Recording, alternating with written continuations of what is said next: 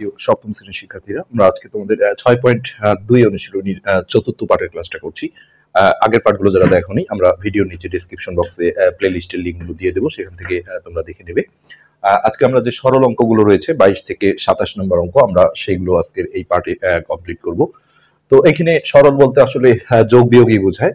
তো যেগুলোর উৎপাদকে বিশ্লেষণ আছে সেগুলো বিশ্লেষণ করে নিয়ে তারপর লসাগু করতে হবে। তো এটা আমরা দেখছি, এটা মিডিল টার্মের উৎপাদকে বিশ্লেষণ, তিন পদীর ক্ষেত্রে আমরা আগেও বলেছি। তো এখানে যেটা করতে হয়, এই দুই পাশের দুই সংখ্যা রাফে যদি তোমরা এইভাবে গুণন আকারে নাও, তাহলে দেখো 5 আর 1 যোগ করলে 6 হয়ে যায়। তো যোগ করতে গেলে আসলে একই চিহ্ন নিতে হয়, অর্থাৎ এটাও আমরা মাইনাস নেব, এটাও মাইনাস নেব, একটা -5 এ নেব, আর 1 এ যেতেও লেখা যায় না, যার কারণে শুধু এ লিখবো। আর উপরের লবে যেটা ছিল এটা ঠিক থাকলো। তো এটা আমরা ভেঙে লিখছি -5 এ আর -a, 1 এ যেহেতু আসলে লেখা হয় না, আর লাস্ট পদটা ঠিক থাকবে। আর এটার কোনো কাজ নেই, এটার বিশ্লেষণ নেই, এটা এইভাবেই থাকবে। নেক্সট যেটা মিডিল টার্মে করতে হয়, দুটো দুটো করে কমন নিতে হয়। তো এই প্রথম দুটার মধ্যে এ কমন যায়, এ কমন নিলে এখানে থাকে এ মাইনাস, এখানে থাকে হচ্ছে 5। আর মিডিল টার্মে এটা একটা নিয়ম যে কোনো কিছু কমন না গেলে সেখানে একটা 1 কমন নিতে হয়। তো এখানে একটু খুব সাবধানী হতে হবে, সেটা হচ্ছে যে যেহেতু এখানে মাইনাস আছে, -1 কমন নিলে আসলে চিহ্নগুলো চেঞ্জ হয়ে যায়, অর্থাৎ এটা মাইনাস ছিল এটা প্লাস হয়ে যাবে, আর এই প্লাসটা কিন্তু মাইনাস হয়ে যাবে। আর তোমাকে নজর রাখতে হবে যে মিডিল টার্মে এই দুটো জিনিস সবসময় একই আসতে হয়।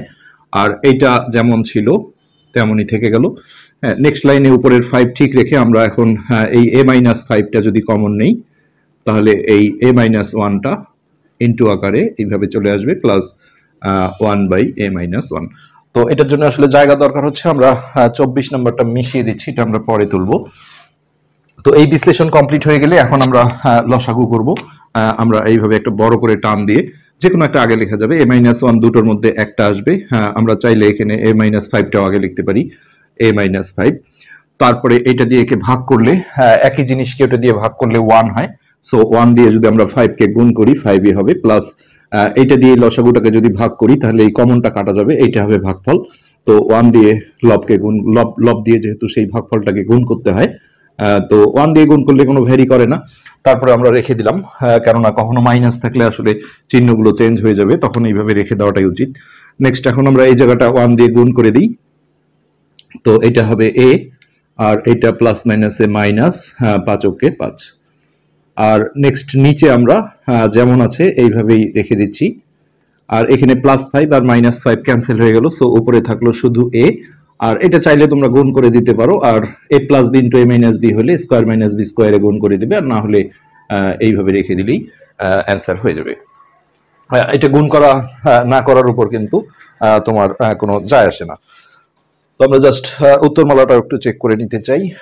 22 নম্বর, হ্যাঁ দেখো অনুশীলনীতে এটা আসলে গুণ করে দিয়েছে, এটা পুরোটা গুণ করে দিয়ে আবার এটা ঘোরায় নিয়ে আসছে, এটা কোনো সমস্যা না, আমরা না গুণ করলেও এটা কোনো অসুবিধা নেই, নো প্রবলেম।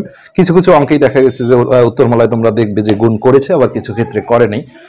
তো এটা যাই হোক, এটা অ্যান্সার। এখন এইটাকে আমরা দেখো দ্বিতীয় হরটাকে উৎপাদকে বিশ্লেষণ করব, আর এইটার কোনো কাজ নেই, এটা এইভাবে থেকে গেল। আর এটাকে আমরা স্কয়ার মাইনাস বি স্কয়ার যদি করি এইভাবে, এক্স এর উপর স্কয়ার মাইনাস 2 এর উপর স্কয়ার, তো এটা আবারও ঠিক থাকলো, ওইটা বিশ্লেষণ হয়ে যাবে, তারপর লসাগুটা হবে। তো এখানে আমরা স্কয়ার মাইনাস বি স্কয়ার থেকে a plus B into a minus B লিখে দেব।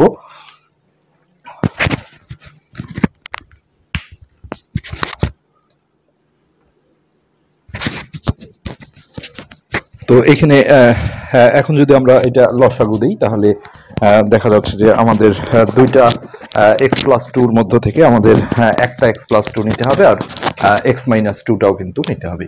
তো এই জায়গায় জাস্ট আমরা একটা ব্র্যাকেটটা ইনক্লুড করে তারপর লসাগুটা করে দিচ্ছি। x+2 দুটোর মধ্যে আমরা একটা নিলাম, আর এইখানে x-2টাও নিতে হবে লসাগুতে। তো এটা দিয়ে যদি একে ভাগ করি এই কমনটা কাটা যায়, এইটা থাকে, 1 দিয়ে একে গুণ করলে আসলে এটাই হবে, এটা আমরা আর 1 ইন্টু না রেখে একবারই রাখছি।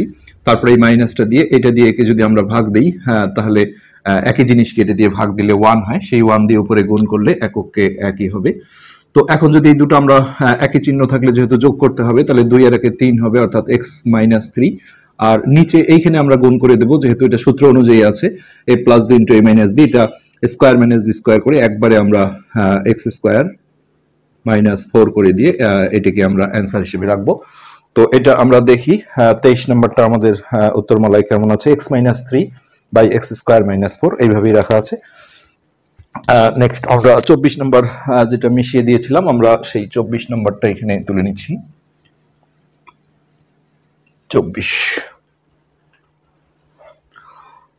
24 নম্বর যেটা ছিল, এটা কোনো বিশ্লেষণ নাই, খুবই সিম্পল অঙ্ক। a/3 প্লাস আছে a/6 মাইনাস হচ্ছে 3a/8।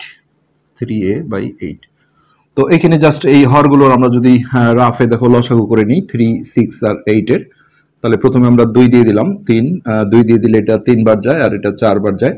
তারপরে যদি 3 দিয়ে দিই, এটা 1, এটা 1 আর এটা 4, 4ই থাকলো, তাহলে 3 4 12, 12 দুগুণে 24 হলো লসাগু। এখানে কোনো চলক নেই, জাস্ট সংখ্যার নিয়মে আমরা করে ফেলবো।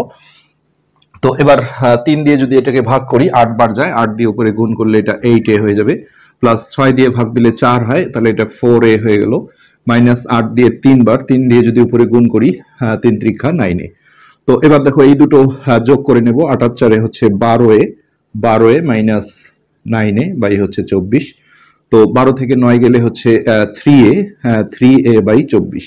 তো এইরকম দেখো এই জায়গাগুলো যদি কোনো যেমন এই যে এটা কেউ যদি ভাবে যে কাটাকাটি করব, এটা কিন্তু করা যায় না, প্লাস মাইনাস যুক্ত থাকলে এটা পুরো চিহ্ন সহ মিলে গেলে তখন কাটা যেত, কিন্তু এইখানে গুণন সম্পর্ক থাকলে কোনো চিহ্ন নাই মানে এটা গুণন ধরা হয়। এখানে 3 আর 24 কিন্তু আমরা কাটাকাটি করতে পারবো, অর্থাৎ 3 8 24 করতে পারবো। সো উপরে থাকলো a বাই নিচে হলো 8। এটাই হলো আমাদের 24 নম্বর যে অঙ্কটা ছিল। এই 24 নম্বরের অ্যান্সার হচ্ছে a/8।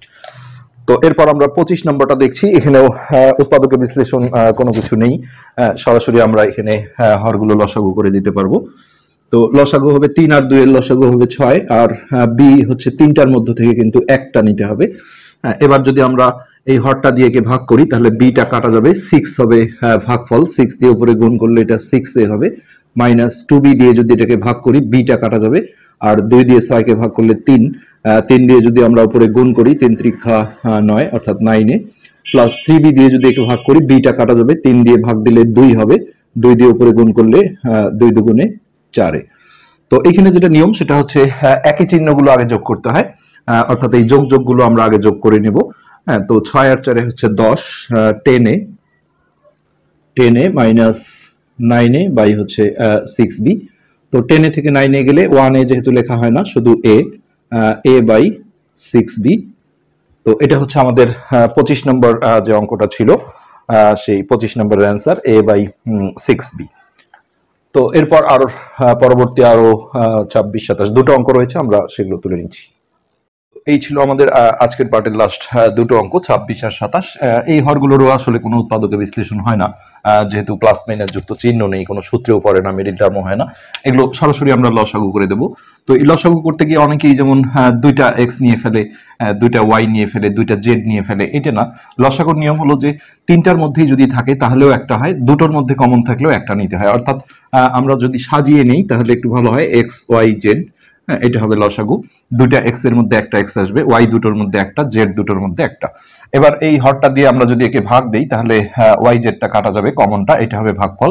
তো এটা দিয়ে উপরে আমরা যদি গুণ করি, এক্স এক্স গুণ করলে হবে এক্স স্কোয়ার, মাইনাস আবারও আমরা এই হরটা দিয়ে যদি ভাগ দেই তাহলে এই জেড এক্সটা কাটা যায়, ওয়াই হবে ভাগফল। ওয়াই দিয়ে যদি আমরা উপরে গুণ করি তাহলে এটা হচ্ছে Y square, plus x Y দিয়ে একে ভাগ করলে এক্স ওয়াইটা কাটা যায়, জেড হবে ভাগফল।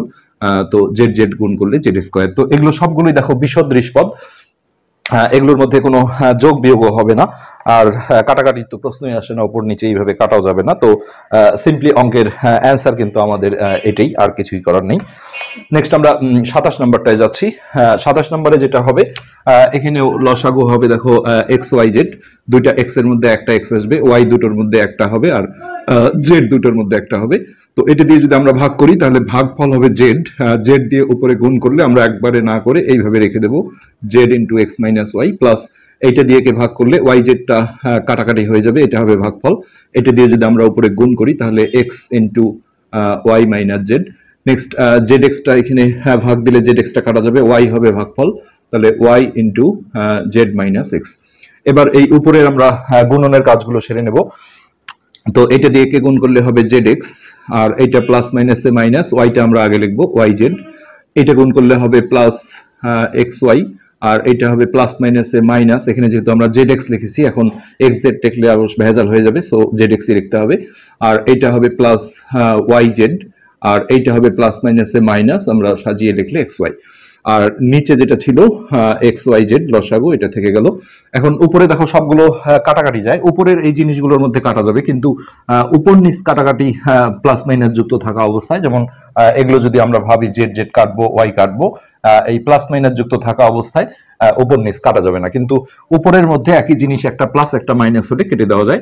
অর্থাৎ plus z x minus z x cancel, minus y z plus y z, আর plus x y minus x y, অর্থাৎ একটা লাইনের মধ্যে সব কাটা গেলে এটা কিন্তু জিরো হয়ে যায়। So zero by X Y Z, কেউ যদি এইটা অ্যান্সার লিখে আসো তাহলে অঙ্কটা কিন্তু কাটা যাবে, কেননা এটাকে ইনকমপ্লিট ধরা হবে। উপরে জিরো আসলে আর নিচে যত বড় কিছুই আসুক না কেন ফাইনাল অ্যান্সারটা জিরো হয়ে যায়, এটা মাথায় রাখতে হবে। আর যখন এরকম উপর নিচ কাটাকাটি হয়, এটা অনেকেই গন্ডগোল করে ফেলে। উপর নিচ যখন এরকম কাটা যায় এইটা অ্যান্সার হয় 1। যেমন ধরো উপরে 5 নিচেও 5, তো এই 5 দিয়ে 5 কে ভাগ দিলে কিন্তু 1 হবে। হ্যাঁ, কিন্তু একটা লাইনে যদি এরকম হয় 5 মাইনাস 5, এটা কিন্তু আমরা জিরো লিখি। সো এই লাইনে যখন সব কাটা গেল এটা জিরো হয়ে গেল, zero by X Y Z, final answer হচ্ছে জিরো। তো আজকের পার্ট এই পর্যন্তই, পরবর্তী পার্টে আমরা সৃজনশীলগুলো সলভ করব। ধন্যবাদ।